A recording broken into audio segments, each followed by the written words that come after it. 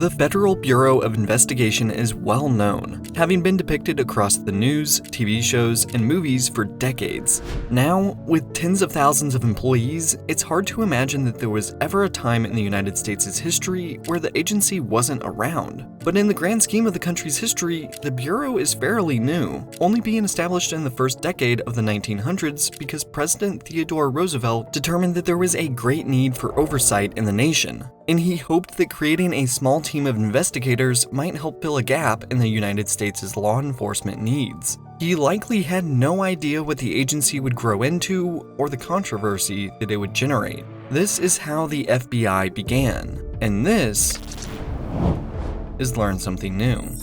It was in 1907 that President Theodore Roosevelt initially asked the United States' Congress to create a federal detective force. At the time, many members of Congress publicly opposed the idea because the public didn't want a federal law enforcement agency. But behind the scenes, there was a bit more to the story. You see, in the early 1800s, the US had a problem with its legislative branch. Many who were appointed to some of the highest offices in the country saw nothing wrong with representing the interest of private clients, even putting some of them above their sworn duties. In 1864, Congress outlawed these conflicts of interest and barred those found guilty from holding federal office. And in 1905, for the first and only time, 2 senators were convicted of violating this 1864 statute. But Roosevelt wanted a federal force under the executive branch that could further investigate any instances of fraud within the legislative branch of the government, as the initial investigating was just pulling investigators from other agencies. In response to Roosevelt's demands, Congress denied his request, saying that it would give too much power to the executive branch of government, and taking it a step further by passing legislation that prevented the Justice Department from using investigators from other federal agencies. Roosevelt wouldn't take no for an answer, however, issuing an executive order which would allow his appointed Attorney General Charles Bonaparte, the grandnephew of the French Emperor Napoleon, who shared Roosevelt's ideas about congressional oversight,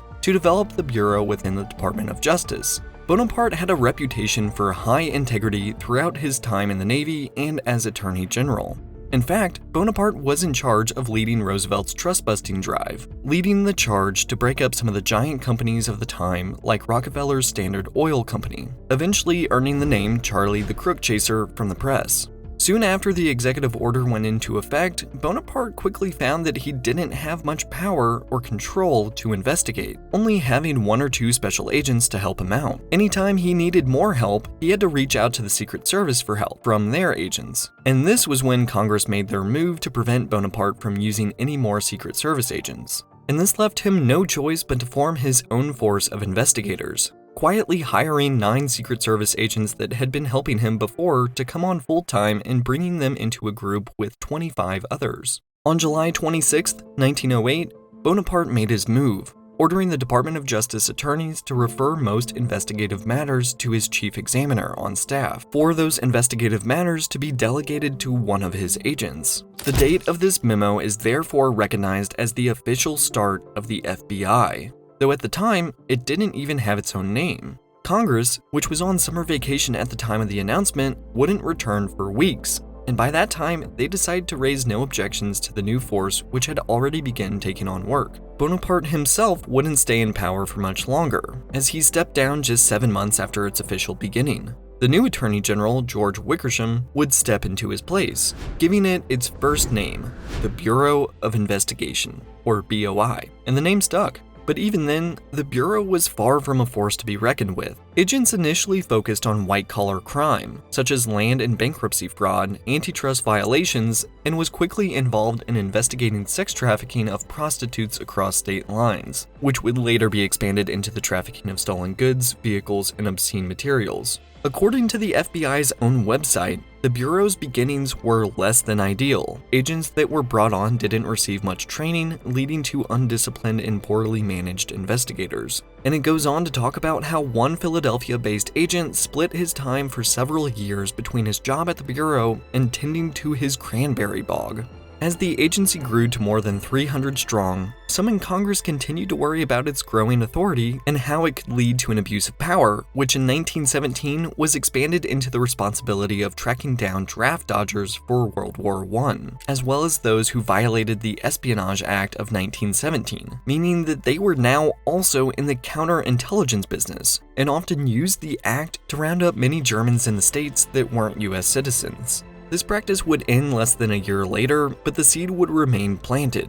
So when the first Red Scare began with the Russian Revolution of 1917, along with the outbreak of communism throughout Europe, the FBI was given a new target. A massive investigation began, led by a young Justice Department lawyer named J. Edgar Hoover, who spent his time amassing intelligence on alleged radical communists, resulting in one of the earliest major missteps within the Bureau. After packages containing explosives were delivered to a series of politicians, as well as 36 intercepted explosive packages prevented from being delivered to John Rockefeller, J.P. Morgan, and other notable citizens, many people became understandably fearful, with a frenzy of riots breaking out in major cities, pressuring the government to do something about this fear of communism. Hoover released his analysis of the situation and who might be behind it. And then the BOI sprung into action. They worked with police to raid locations with Russians all around the country, including a place where Russians could gather to be educated. At the Russian People's House in New York City, immigrants had an algebra class interrupted when agents tore apart the building and beat many of the occupants. These raids continued all across the United States, with suspects being pulled out of their homes without arrest warrants. By the end of this round of raiding, around 1,000 people had been arrested. Just a few months later, not satisfied with the results of the early raids, they began again, resulting in the arrest of 3,000 people across 33 cities. The civil liberties of everyone involved were greatly infringed upon throughout these raids, and it only increased the public's wariness of the BOI. Despite being largely behind the direction of the raids, J. Edgar Hoover emerged unscathed, and on May 10, 1924, he was appointed the director of the BOI. Throughout the 1920s, he drastically restructured the Bureau, expanding it into a more efficient crime-fighting organization, establishing a centralized fingerprint file, a crime laboratory, and a training school for agents. In the 1930s, the Bureau of Investigation launched a dramatic battle against the epidemic of organized crime brought on by the Prohibition, and it would be in 1935 that the Bureau of Investigation was renamed to the Federal Bureau of Investigation. But although Hoover helped turn the FBI into what we know of it as today, over the course of his 48 years as its director, he was far from perfect, targeting civil rights activists, Vietnam protesters, and initially said that it was his goal that special agents should only be white men, excluding women and minorities.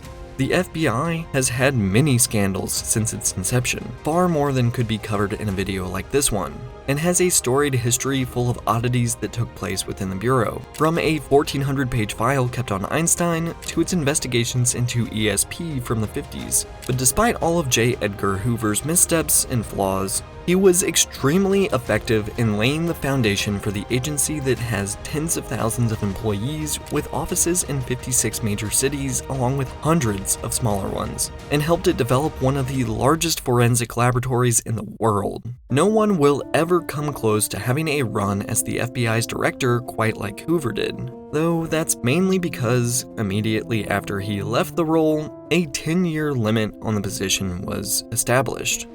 Thanks for watching. If you enjoyed this video, consider liking, subscribing, and sharing it. And as always, thanks again, and I will see you in the next one.